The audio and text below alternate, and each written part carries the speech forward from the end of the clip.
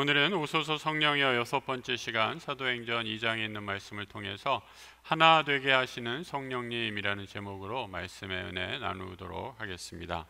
이 부활절 이후에 성령 강림절, 우리 다음 주가 성령 강림절이 되는데 이 시간을 교회에서는 교회력을 따라서 기쁨의 50일이다라고 이렇게 얘기를 합니다. 다음 주에 이제 성령 강림절, 특별히 이제 오순절을 맞이하게 되는데 오순절에 임하셨던 성령 강림 사건을 교회의 중요한 절기로 정하는 날이죠. 예수님은 부활 후에 이 땅에 우리에게 성령을 보내주실 것을 약속하셨습니다. 누가복음 24장에 있는 말씀이죠. 볼지어다 내가 내 아버지께서 약속하신 것을 너희에게 보내리니 너희는 위로부터 능력으로 입혀질 때까지 이 성에 머물라 하시니라. 약속하신 것을 너에게 보내시겠다. 그 약속하신 분은 바로 성령 하나님이시고 그때까지 이 성에 머물라라고 말씀하셨는데 이 성은 바로 예루살렘 성을 의미합니다. 예수님은 약속하셨던 대로 성령을 보내시고 그것이 바로 오순절에 임하여서 이 땅에 교회가 시작이 되는 놀라운 역사가 전개가 됩니다. 우리가 오순절 교회에 펜타코스탈 처치라고 해서 보통 순복음 교단의 교회들을 떠올리게 됩니다. 성령의 은사 또 방언의 은사 같은 것을 생각하면 오순절 계열의 교단이 이런 것들을 강조하기 때문에 성령의 은사 바로 이런 오순절 교회의 전유물이라고 생각하기 쉬운데 사실은 전혀 그렇지가 않습니다. 성령 하나님이 하시는 놀라운 역사는 교단과 교파를 초월해서 오늘 우리의 예배 가운데서도 동일하게 이루어지는 성령의 역사인 줄 믿습니다. 원래 오순절은 맥추절 혹은 칠칠절이라고 해서 이스라엘의 농사절기 가운데 하나였습니다. 이스라엘이 보리 농사를 짓고 있을 때 이 보리 수확을 하면서 오순절 또 칠칠절에 그날에 감사해서 지어진 절기가 바로 오순절, 맥추절 혹은 칠칠절 이렇게 여러 가지 다른 이름으로 성경에 불려지게 되죠. 보리 추수하는 감사절기였는데 이제 나라를 잃게 되고 이 절기가 제대로 지켜지지 않자 약간의 그 성격이 변화되어서 이제 나중에 모세가 시내산에서 하나님의 말씀을 받은 그날을 기념하는 일로 대치되었습니다. 시기적으로도 비슷했지만 여기에 신앙적인 의미를 덧붙인 것이죠. 우리 이스라엘이 왜 나라를 잃고 이렇게 남의 나라 백성 노예가 되었는가? 바로 하나님의 말씀을 잃어버렸기 때문이다라는 신앙적인 반성을 하면서 오순절에 모여 기도했던 것입니다. 구약에서의 오순절은 이처럼 신앙을 회복하자라는 그런 의미가 강했지만 우리 신약에서 오순절 사건, 성령 사건을 통해서 새롭게 시작되는 교회의 시작을 알려주게 됩니다. 오순절 제자들이 기도하는 중에 예수님이 약속하신 성령이 임하시게 되죠. 오늘 본문 2절 이하의 말씀입니다. 같이 한번 읽어보죠. 호련히 하늘로부터 급하고 강한 바람 같은 소리가 있어 그들이 앉은 온 집에 가득하며 마치 불의 혀처럼 갈라지는 것들이 그들에게 보여 각 사람 위에 하나씩 임하여 있더니 말씀합니다. 성령을 묘사하면서 바람 같았다라고 이렇게 말하고 있죠. 성령을 뜻하는 헬라어 그리스어의 푸니마라는 바람이라는 뜻을 가지고도 있는 단어입니다. 바람 같은 그 무엇이 온 집안에 가득했다라고 묘사합니다. 성령이 임하게 될 때 우리가 거하는 공간에 성령의 움직임과 그 성령의 충만함을 경험하고 느끼게 되죠. 우리가 눈에 보이지는 않아도 성령이 우리에게 임하셨다는 임재의 증거입니다. 오늘 예배 가운데서도 우리 안에 충만하게 역사하시는 성령의 임재를 경험하시는 복된 예배가 되기를 우리 주님의 이름으로 축복합니다. 또한 성령은 각 사람 위에 하나씩 임하였다라고 말씀합니다. 성령은 공동체의 영으로 이 교회 공동체 우리 모두에게 임하시깁니다. 하지만 동시에 각 사람에게 임하시는 영이기도 하죠. 여러분, 우리가 각자가 함께 모여 예배드리지만 어떤 분들이 그렇게 말씀하시는 걸 들었습니다. 목사님, 오늘 말씀은 꼭 나에게 주시는 말씀으로 아멘 했습니다 라고 이렇게 받아들이시는 분들 경험하게 됩니다. 여러분, 무슨 일입니까? 똑같은 예배를 드렸는데 그분에게 성령께서 필요한 말씀을 주셔서 나에게 주시는 음성으로 듣게 될 때 바로 이것도 성령의 놀라운 역사다라는 것이죠. 성령이 임재할 때 또 하나의 현상, 뜨거움, 불같은 경험을 하게 됩니다. 냉랭한 마음이 갑자기 뜨거워지면서 이전에 알지 못했던 죄를 고백하고 하나님의 영을 사모하는 그 뜨거운 마음을 갖게 되지요. 감리교 창시자인 존 웨슬리는 1738년 5월, 바로 그때도 성령 강림 주일이었습니다. 런던의 알더스게이트라는 거리에서 모라비안 교도가 집회하는 그 집회에 참석했을 때 한 설교자의 말씀을 듣게 됩니다. 로마서 강해를 하고 있었는데 그때 성령 충만을 경험하면서 그날의 일기에 이렇게 적고 있습니다. 이상하게 나는 무관심하고 무감각하고 냉담한 믿음의 상태가 지속되었다. 그날 저녁에 정말 가고 싶지 않았지만 기도회에 가게 되었다. 저녁 8시 45분쯤 나는 로마서에 대한 설교를 듣게 되었다. 그 말씀을 들으면서 나는 루터가 예수를 믿었을 때 하나님께서 루터의 마음에 행하신 변화를 느낄 수 있었다. 갑자기 내 마음이 이상하게 뜨거워졌다. 구원을 위해 오직 그리스도, 그분만을 신뢰해야 한다는 느낌이 들었다. 그분이 나의 죄를 사하시고 사망과 율법에서 구원하셨다는 확신이 들었다라고 그의 일기에 적고 있습니다. 여러분, 오늘 예배에 나오신 분들, 저는 여러분들의 마음의 상태가 어떠한지 모르겠습니다. 하지만 오늘 이 예배에 나오기 싫어서 억지로 나오신 분들, 혹은 냉담한 마음으로 세상 풍파에 지쳐서 오신 분들 있다면 그분들의 마음들도 우리 성령께서 만져주셔서 뜨거운 우리의 마음이 변화되는 놀라운 은혜를 경험하는 복된 예배 되시길 주님의 이름으로 축복합니다. 성령이 바람같이 불같이 임한 것도 놀라운 은혜인데 더 신비한 체험이 이어지고 있습니다. 본문 4절의 말씀이죠. 같이 한번 읽어봅니다. 그들이 다 성령의 충만함을 받아 성령이 말하게 하심을 따라 다른 언어들로 말하기를 시작하니라. 성령 충만하게 되었을 때 성령의 인도하심을 따라 다른 언어를 말하기 시작했다 증언하고 있습니다. 여러분, 제2 외국어를 배우는 과정 아주 지난하고 번거롭고 또 힘든 과정입니다.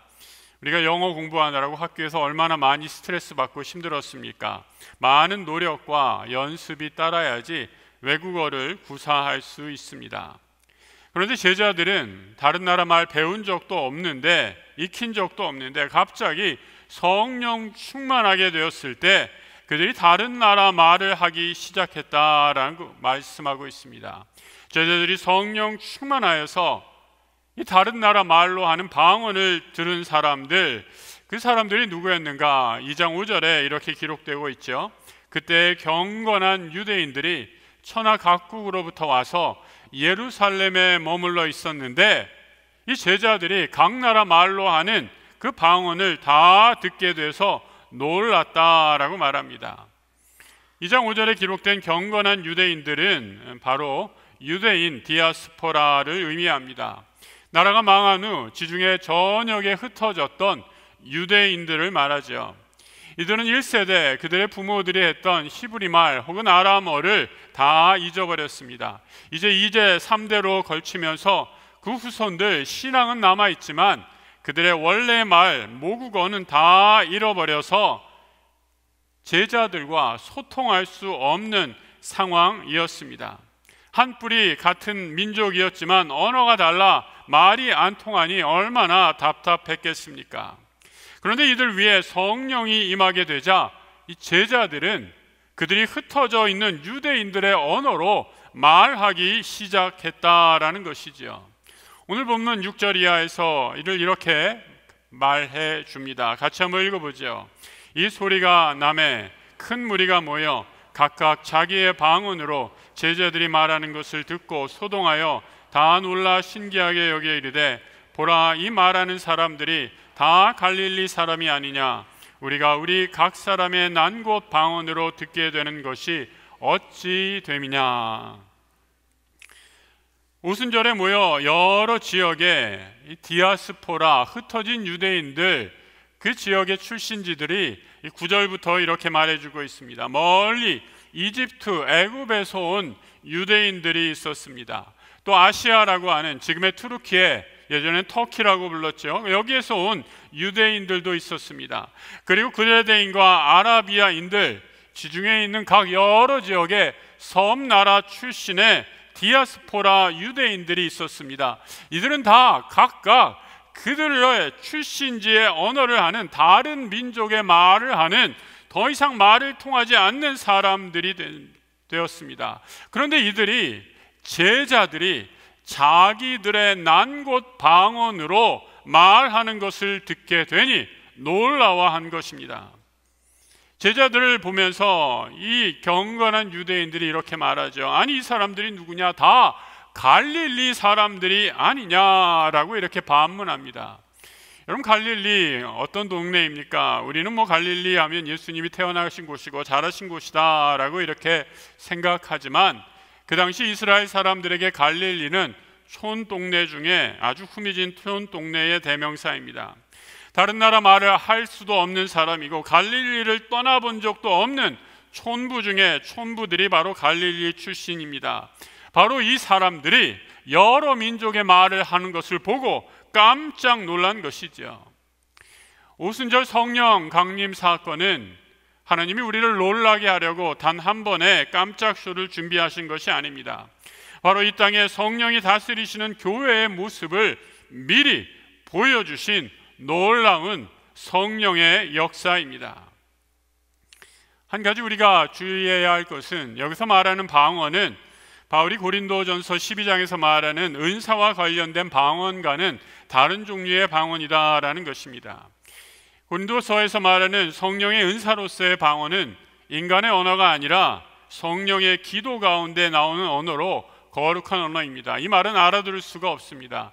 그래서 이 방언을 통역해주는 은사를 가진 사람들이 이 방언을 바로 해석해야 교회 안에서 주어지는 이 방언의 의미가 제대로 밝혀질 수 있습니다. 이와는 달리 사도행전 2장의 방언은 통역이나 어떤 설명 없이도 이해할 수 있는 말입니다. 각각 자기의 출신지의 말로 하는 언어이기 때문이죠. 이들이 각자의 언어로 말한 것, 세상의 정보와 세상의 뉴스가 아니었습니다. 바로 하나님 나라의 복음을 선포한 것이죠.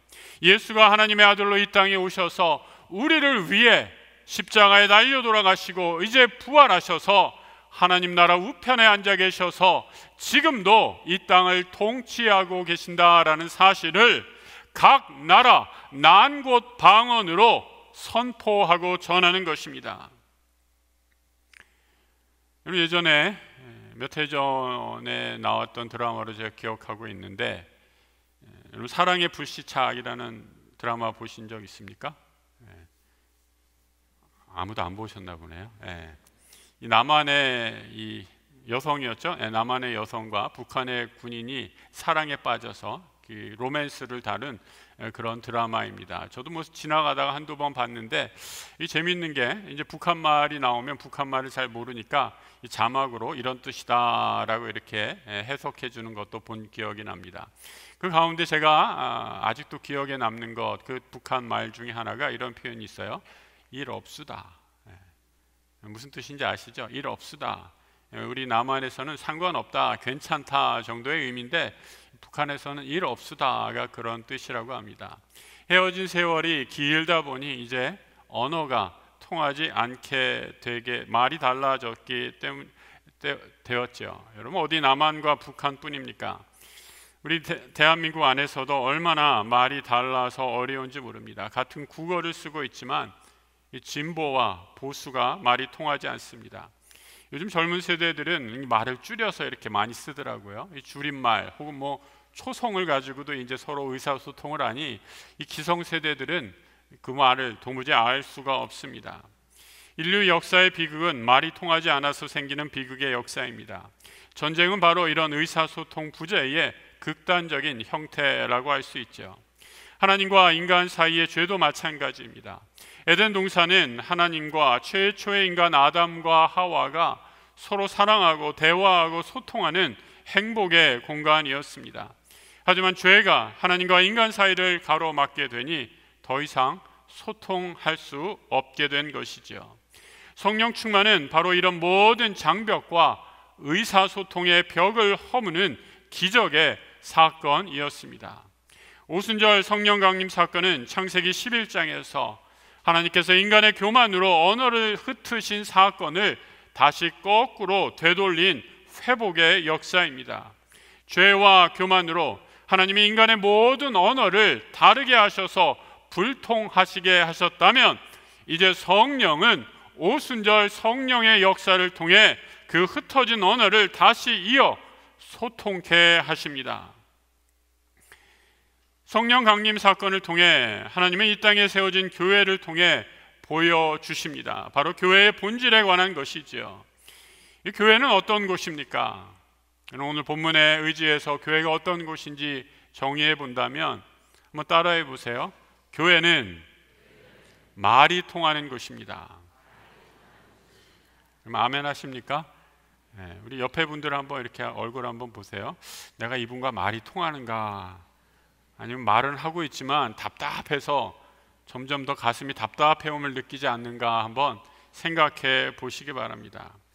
여러분, 우리 교회는 말이 통하는 곳입니다. 무슨 말을 하기에 우리가 서로 말이 통합니까? 세상의 언어는 욕심과 탐욕에 사로잡혀서 갈등과 분열, 비방과 거친 말을 하는 곳이라면, 교회, 하나님의 나라 공동체는 어떤 곳입니까? 서로 생각과 마음이 달라도 성령의 언어, 복음의 언어로 하나 되는 것이 바로 교회라는 것을 성령 강림 사건을 통해 보여주십니다. 성령의 언어, 사랑의 언어를 말하니 서로 달라도, 출신지가 틀려도, 피부색이 달라도 아무런 문제 될 것이 없습니다. 서로 하나 되어 하나님 나라 사명을 감당하기에 또 이 일을 감당할 수 있도록 성령을 넘치도록 부어주시기 때문이죠. 말이 통하지 않는다, 소통의 반대가 불통이죠. 통하지 않는다라는 건 내 말이 상대방에게 전달되지 않아서 내가 나의 말 세계에 갇혀 있다라는 의미입니다. 여러분, 부부간에도 소통이 안 돼서 얼마나 답답함을 경험합니까? 한 이불을 덮고 자도 남남처럼 소통이 안 된다면 그야말로 고통 가운데 있다라는 것이죠. 그런데 성령 충만하다 보니 보이지 않는 언어의 장벽, 모든 벽이 허물어지게 됩니다. 내 안에 갇혀서 내 생각만 옳다 여기는 좁은 아집과 편견이 부서집니다. 성령께서 새롭게 나를 거듭나게 하셔서 이전에 서로 다른 말을 하서 불통하고 원수가 되었다면, 성령 안에서 같은 말, 복음의 언어, 사랑의 언어, 믿음의 언어를 쓰게 되니 원수도 친구로 변하는 놀라운 역사가 일어나게 됩니다. 여러분, 우리가 쓰는 한국, 우리 국어, 얼마나 귀한 말입니까? 그런데 여러분, 그거 아십니까? 세종대왕 이전까지만 해도 이 조선의 말이 달랐습니다. 일반 사람들은 말은 있었지만 글이 없었습니다. 이 글은 배운 사람들, 양반들의 언어였습니다. 중국말을 빌려서 그 당시 선비나 양반들은 한자로 자신들의 세계를 표현하고, 일반 평민들은 글이 없었습니다. 이를 안타깝게 여긴 세종대왕이 백성을 위해 한글을 창제하고 모든 백성들이 쉽게 편하게 우리가 지금까지 사용하고 있는 것이죠. 한글이 바로 백성의 언어가 된 것입니다. 오순절 성령 강림을 통해 보여진 방언의 역사는 교회의 언어, 천국의 언어는 바로 이 땅을 살아가는 하나님 나라의 언어임을 보여준 사건입니다. 교회는 같은 말을 하는 서로 소통되는 하나 된 공동체임을 보여줍니다. 교회는 우리가 어떤 지역, 어떤 배경인지 따지지 않습니다. 나는 흙수저고 나는 금수저인가 전혀 중요한 문제도 아닙니다. 우리 교회 공동체에 사용하는 말은 바로 지역과 문화를 초월해서 우리를 하나 되게 하시는 생명의 언어, 사랑의 언어이기 때문입니다. 교회는 바로 이런 복음을 전하는 생명의 말을 하는 사람들이 모인 곳입니다. 여러분의 언어를 한번 검토하고 반성해 보시기 바랍니다. 내 입술로 나가는 말이 이런 생명의 언어를 전하고 있는가, 복음의 언어를 선포하고 있는가 생각해 보십시오. 우리 말에 생명의 언어를 한다면 우리가 서로 다른 차이에도 넉넉히 포용하고 하나가 될 수 있는 은혜를 누리게 되지요. 19세기 말 20세기 초기에 이 땅에 왔던 수많은 외국인, 그 벽 안에 선교사들을 한번 생각해 보시기 바랍니다. 서구에서 뜨거운 성령의 부흥의 역사가 일어났을 때 그들은 자신들이 배운 모든 교육, 또 사회적으로 누릴 수 있는 그 엘리트 계층에 자신들이 누릴 수 있는 그 모든 권위를 포기하고 이 땅 조선에 와서 자신들의 삶을 바쳤습니다. 때로는 말이 통하지 않고 풍경이 낯설어 병에 걸려 죽기도 했습니다. 선교사 부부들만 죽은 것이 아니죠. 낳자마자 어린 아이들을 이 땅에 묻어야 했던 가슴 아픈 사연들, 눈물의 이야기들이 있습니다. 말이 안 통하고 문화가 달라 고생했지만 그들은 이 땅에 천국의 언어로 복음을 선포하고 그 씨앗을 뿌리고 이 땅을 떠나갔습니다. 그래서 오늘 이 땅의 한국 교회들이 그들이 뿌린 복음의 씨앗이 열매가 되어 30배, 60배, 100배의 열매를 누리고 있는 줄 믿습니다. 세상은 끼리끼리 모여서 우리와 그들을 나누는 데 익숙합니다. 너는 내 편이냐 저쪽 편이냐 끊임없이 분열하고 가르고 서로 다투기 일쑤입니다. 하지만 하나님 나라 교회 공동체는 우리 안에 있는 모든 차별과 차이를 철폐하고 복음으로 하나 되어 하나님 나라 사명을 감당하는 천국의 공동체입니다. 성령 충만함으로 우리의 언어를 사랑과 믿음의 언어로 바꾸십시다. 기도의 언어로 하나 되어 지금도 일하시는 성령에 붙잡혀서 우리에게 맡겨주신 일을 성령 충만함으로 감당하는 하나 되는 교회 되시길 우리 주님의 이름으로 축복합니다. 함께 기도하겠습니다. 하나님 아버지, 우리가 서로 달라도 성령의 하나 되게 하시는 능력에 힘입어 우리의 말이 사랑의 말, 믿음의 언어를 구사하는 하나 된 교회 되게 하여 주옵소서. 우리 안에 있는 다름과 차이가 걸림돌이 아니라 그 다양함 중에 역사하시는 하나님을 찬양하는 찬양의 이유 되게 하여 주옵소서. 오늘도 우리의 서로 다름에도 하나 되게 하시는 성령을 의지하며 우리 주 예수 그리스도 이름으로 기도드립니다. 아멘.